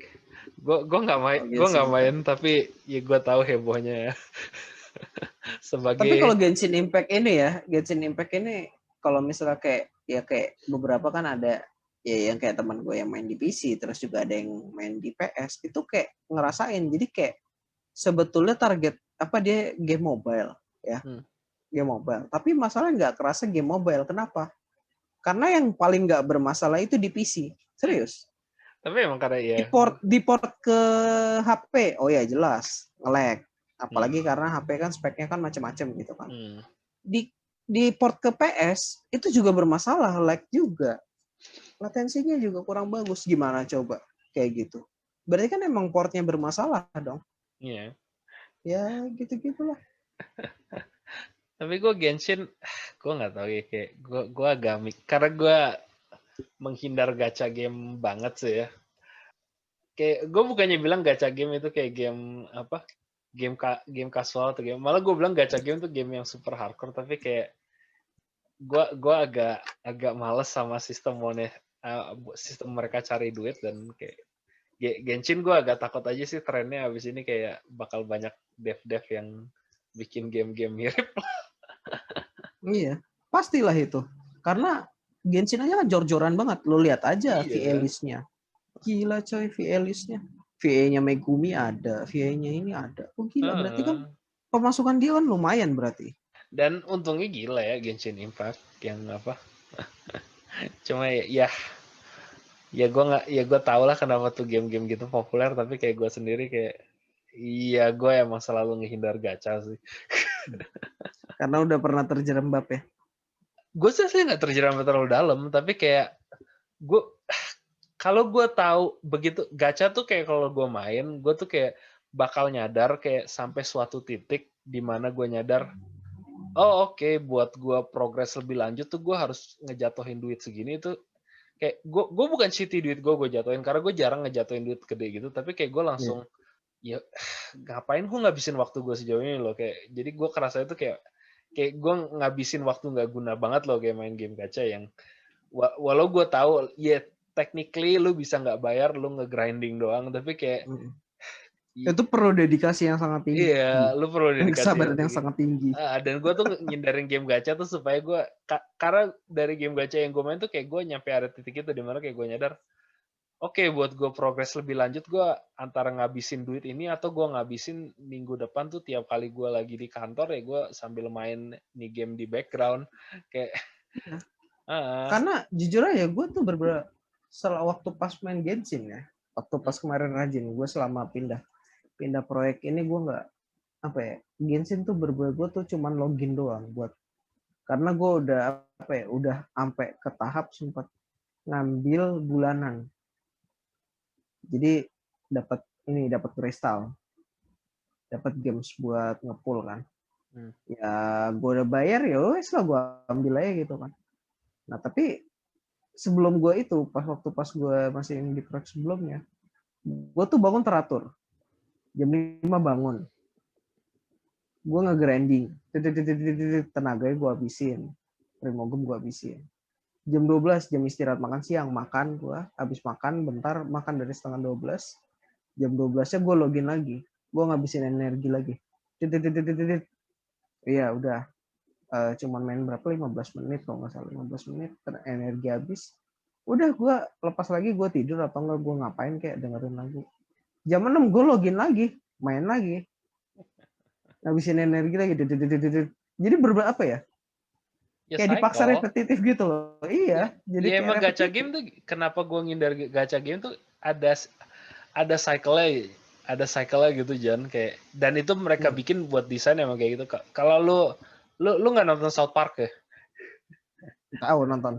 Kalau nonton South Park ada satu episode mereka bikin yang intinya mereka bilang tuh namanya freemium, kayak free premium game yang emang itu udah ada cycle-nya, dan kayak tadinya gue pikir tuh palsu, tapi taunya tuh kayak ada satu developer yang kayak pas dia ngasih, gue lupa di pokoknya konvensi developer yang buat lu ngebagi prinsip dasar desain game, dan ternyata dia tuh udah ada bikin kayak loop-nya gitu loh, kayak gimana supaya lu bikin adiktif, lu sengaja gacha game, dan itu gimana bikin sirkular gitu. Dan gue sejak itu tuh kayak agak skeptis lah tiap kali ada gacha game yang oke, gue ngerti gameplaynya asik, gue ngerti grafiknya bagus, gue ngerti, tapi kayak siklus gamenya tuh kayak gue udah tahu kalau gue kesedot kayak gimana, yang gue udah nggak bisa lagi tuh kayak pagi gue nge-grinding, siang gue nge-grinding, sore gue nge-grinding, kayak itu yang bikin gue Genshin tuh kayak kelihatannya menarik, tapi kayak gue nggak mau masuk situ lagi dah. Apalagi masalahnya, apalagi ya kalau gue agak ngeluhnya di sini tuh RNG-nya tuh berlapis anjir. Lu nge-grinding artifak kan, artifaknya itu random, ya kan, dengan rarity-nya random. Terus tiba-tiba, oh iya, gue dapet misalnya kayak gue waktu itu contoh yang catching lah, ada catching itu listrik kan, gue itu nyari item namanya Thundering Fury buat artifaknya dia, jadi nge-up elemental damage dia. Gue grinding kan itu ada 5 tipe, gue nyari Thundering Fury, oke, gue dapat dengan rarity yang kelima gitu kan. Gue buka statnya yang gue incer attack, nggak tahu ya dapatnya persen HP atau enggak, malah waktu itu healing bonus. Karakter attacker dikasih healing bonus kan caur anjir. Jadi substatnya itu, jadi gue buat dapetin itu artifak itu gue udah RNG kan, udah gacha random pas domain. Terus pas gue dapet ternyata statnya itu random.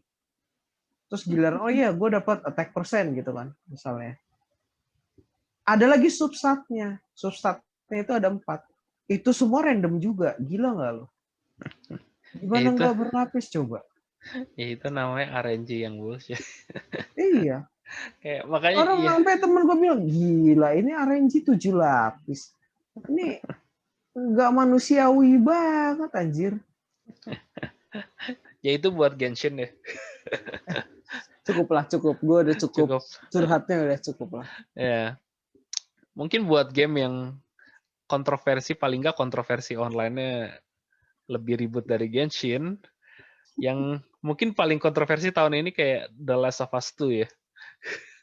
Itu gue yang nggak terlalu dengerin game nggak lagi dengerin berita-berita game bisa ngedenger gitu. Gue bukan fans The Last of Us 2 ya, tapi kayak jujur kayak gimana ya kayak oke gue jujur aja gue nggak terlalu ngefans game Naughty Dogs dari gue sih fine aja buat orang yang ngerti tapi kayak jenis Uncharted, jenis Last of Us 1 itu gue ya bukan tipe gameplay yang gue demen aja sih. Gue lebih ngerasa itu lebih kayak kategori film daripada kategori kita bukan main game tapi kalau buat gue kita nonton game. Iya, sama dan tapi jujur The Last of Us 2 ya mau lu nggak senang ceritanya, mau lu nggak apa, toxic diskusinya tuh gue nyampe males banget deh. Yang nyampe gue kadang jadi pengen ngemihak developernya gara-gara kayak toxicnya tuh udah malesin banget. Kayak lu udah bener-bener apa developernya dikirim ancaman mati, itunya dikirim apa kayak intinya ini cuma game. Kalau lu nggak demen ya udah nggak usah main ya. Iya. Oke, gue ngerti kalau lu fans dari game pertama lu nggak suka story-nya lanjut kedua, tapi kayak ya udah gue ini gue dari fandom yang lebih toxic loh. Gue ngefans Star Wars dari gue kecil. Gue kecewa nggak cuma di prequel tapi juga di episode 7 dan gue aja tuh nggak pengen setoxic The Last of Us 2 loh. Kayak ya udah it's just a story gitu loh. Kalau lu kecewa ya udah kecewa, tapi kayak jujur toksisitasnya tuh gue males banget. Yang nggak tahu deh ini Cyberpunk bisa ngalahin nggak toksiknya. Janganlah. Udah cukup ramai di awal.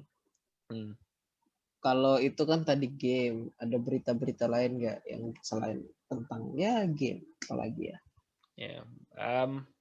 Ya selain maksudnya di luar game asli yang rilis tapi berhubungan dengan industri ya. Gue nggak tahu sih. Menurut gue nggak inget begitu dulu yang Xbox One sama PS4 rilis apa calonnya separah ini. Rasa gue sih enggak sih ya. Mulai dari pandemi ini sih kayak Switch kemarin kan harganya sempat sampai 89 juta itu kalau nggak salah. Dan emang si Sony pun ngaku kayak mereka lagi masalah produksi ya karena ya normal lah karena COVID ya. Kondisi gini lah. Kayak produksi dia susah. Tapi juga apa?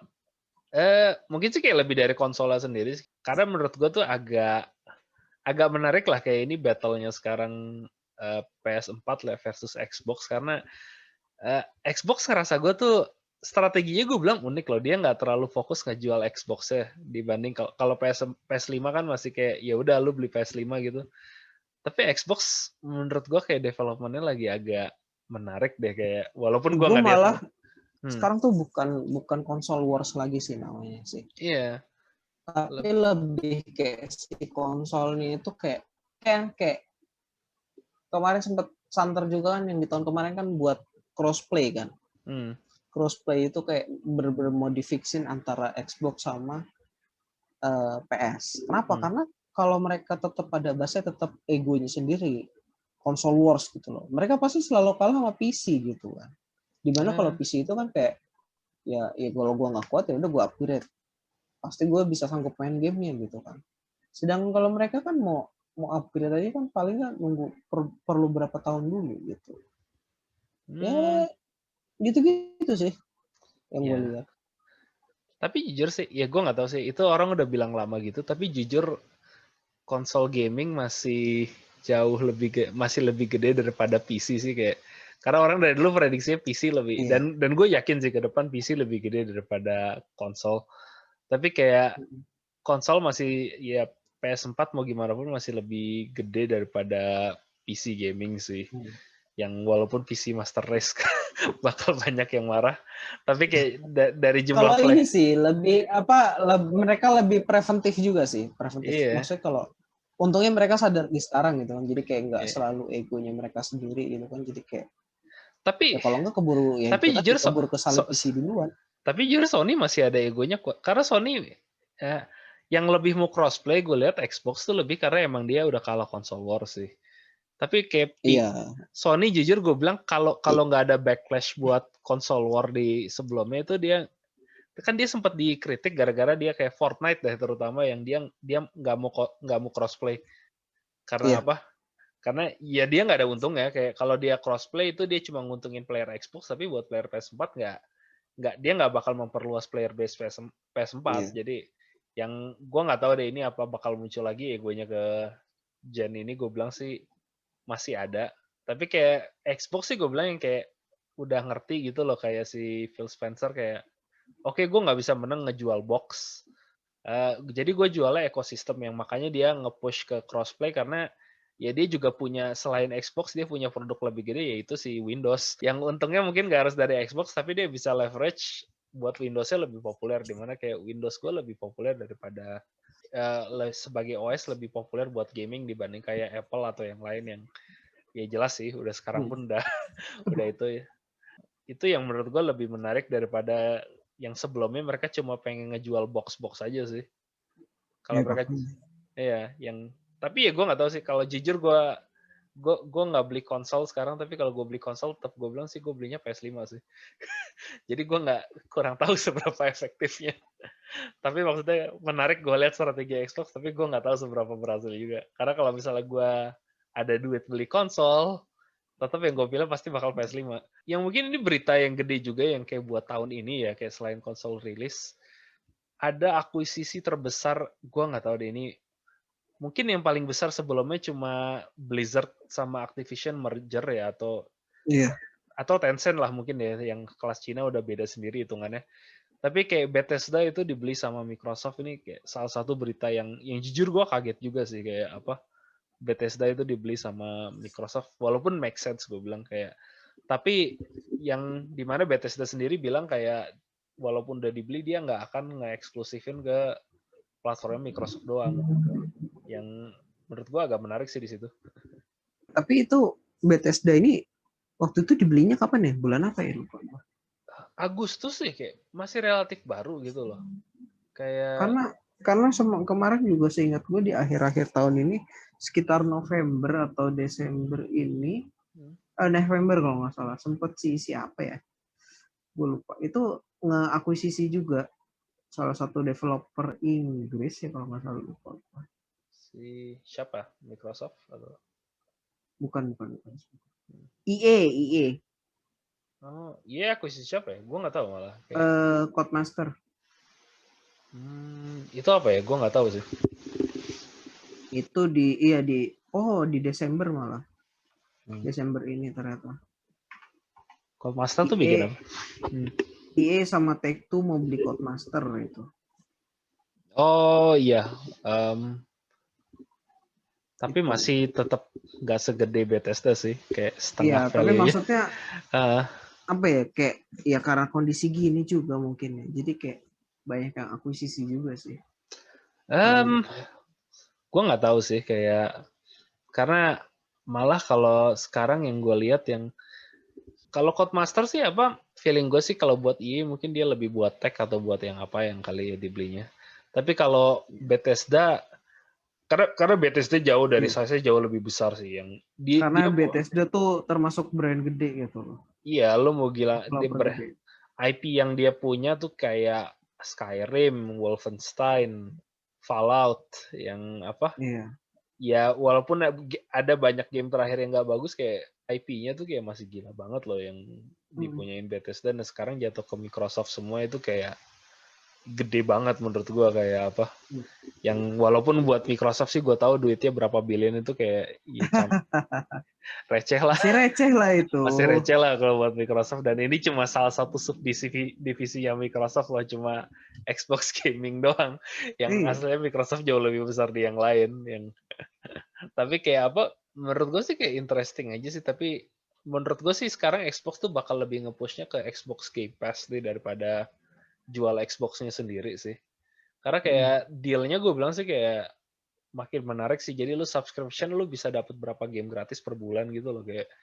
Dan kalau dia nambahin Bethesda bisa masukin ke situ ya daripada dia jual per kopi mungkin dia lebih untung daripada dia jual subskripsi kayak Netflix gitu sih lu apa Iya. yang gue bilang sih dia lebih suksesnya mungkin buat jual box dia bakal tetap kalah dari PS4 tapi ya nggak tahu gue menarik aja ngeliatnya nanti ke depan apa Game Pass mungkin lebih gede daripada PS Store sih. Kemungkinan sih bakal kayak gitu sih. Iya. Perangnya ya mungkin nanti jadi bakal pindah ke situ aja sih. Karena dan gue menariknya gimana ya? Bethesda gue udah agak kecewa berapa tahun terakhir sih dan jujur sih mereka gue curiga itu juga kesusahan duit sih. Iyalah, Kenapa? karena bahasa kayak mereka ngarepin Fallout 076 aja kan ternyata caur. Karena Fallout 76 gue bilang Fallout 76 tuh gue nggak kaget mereka bikin. Karena sebelum Fallout 76 tuh mereka udah kesusahan ada berapa rilis. Padahal mereka rilis game bagus. Tapi sale-nya tuh selalu jelek melulu. Yang sebelumnya kayak mereka jual Prey, mereka keluarin Prey, mereka keluarin sebelumnya Dishonored 2 itu sale-nya kurang bagus. Yang bagus tuh kayak setahu gue Oh, kayak di Dishonored juga termasuk kurang bagus ya? iya, Dishonored 2. salesnya buka gamenya sih bagus. Iya ya, enggak, Eh, penjualannya itu emang termasuk kurang bagus ya. Iya, penjualannya kurang bagus dibilang kayak dan mereka feeling gue tuh kayak begitu Fallout 76 tuh kayak udah desperate mereka perlu satu game yang paling nggak bisa asetnya mereka nggak usah terlalu banyak flip dari Fallout 4 dan mereka penuhin Iya, microtransaction gitu biar kesannya profitable dan ya hasilnya ya lihat sendiri lah yang tapi sih gue lihat tuh malah gara-gara berantakan.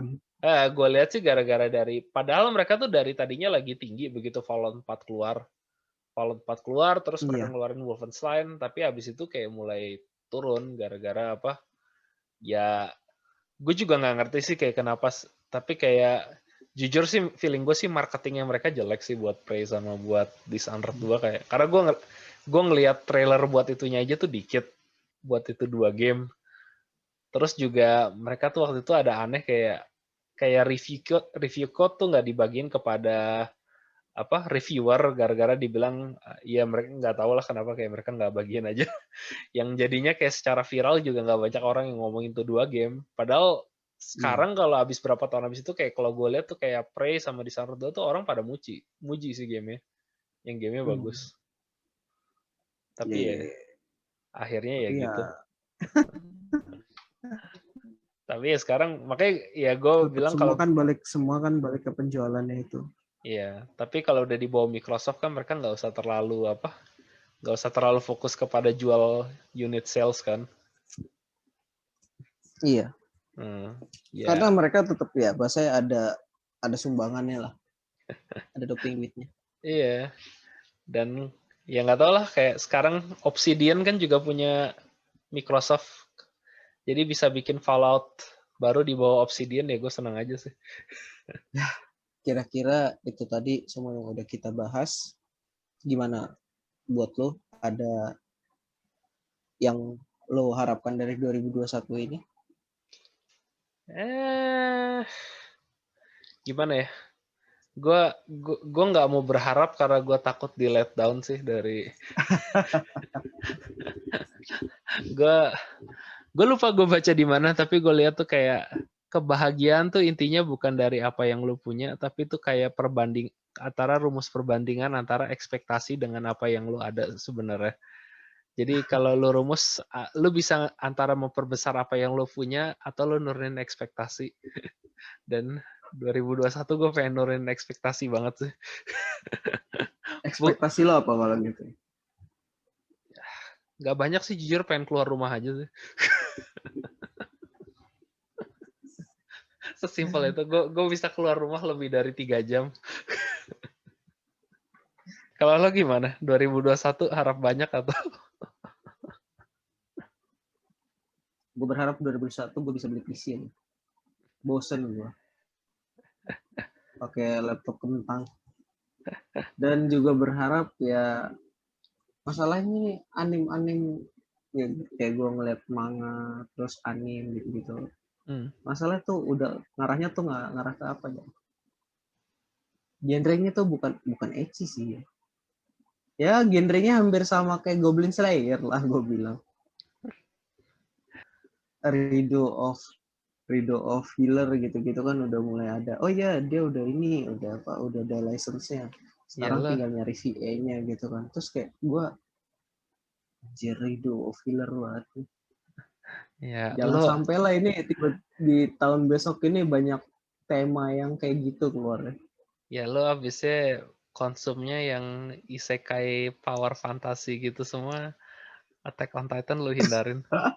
Padahal gue bilang tuh kayak pick manga yang lagi adult, yang lagi ceritanya udah gitu gue bilang malah lagi banyak.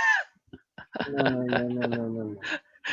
Makanya kayak gue tuh balance antara yang serius sama yang isekai trash tuh gue balance. Ada isekai gue tetap butuh karena kalau gue nggak mau mikir gue baca isekai. Kalau pas lagi gue nggak mau kayak gue mau konsum entertainment gak mikir ya gue baca isekai. Tapi apa konten-konten yang gila juga mantep, banyak juga. Iya. Masalah kayak tadi yang gue share ke lu kan. Gila temanya banyak banget yang kayak gini. TR lah, buset. Lo hangoutnya itu cuma sih kalau lo dari lo gua. hangoutnya tuh cuma di satu corner internet doang soalnya keluar ke corner lain. Gue tuh apa ya? Gue tuh nggak di real life, nggak di online. Gue tuh ansos gue. Jadi kayak ya udahlah gitu. Karena tapi dan terutama lo di corner isekai power fantasy sih. Yang ini bener Enggak lah. enggak, dan maksud gua tuh konten itu tuh yang paling banyak copy paste aja gua bilang di antara genre. Oh iya kalau itu. Isekai tuh bener-bener kayak apa ya? Lo tema yang nggak pakai mikir gitu loh. Iya, tadinya gue mikir tuh kayak gitu shonen. Tapi taunya sekarang shonen aja gue bilang lebih mikir daripada isekai. Iya. Yang gue nggak Lebih ada isinya lah. iya, yang gue nggak nyangka abis zaman Naruto One Piece kayak, lebih banyak gue mikir shonen daripada gue mikir isekai. Karena isekai tuh intinya lo cuma ditabrak mati atau enggak lo kesumon, udah itu aja. Iya. Masalah ujungnya belakang tamatnya mau kayak gimana itu urusan belakang. Pasti kayak gitu. Ya, kira-kira itulah harapan kami berdua dari 2021 ini. Semoga ya tidak hanya di Indonesia, di dunia juga kondisi menjadi lebih baik lah. Amin. Amin. Itu yang saya harap. Walaupun di luar kendali kita sih. Yes. Yang penting kan kita ngarep dulu, coy. Kalau gua. Kalau gue nggak ngarep biar gue nggak kecewa aja. Iya. Ya, itu sajalah yang kita bahas. See you next time. Bye-bye.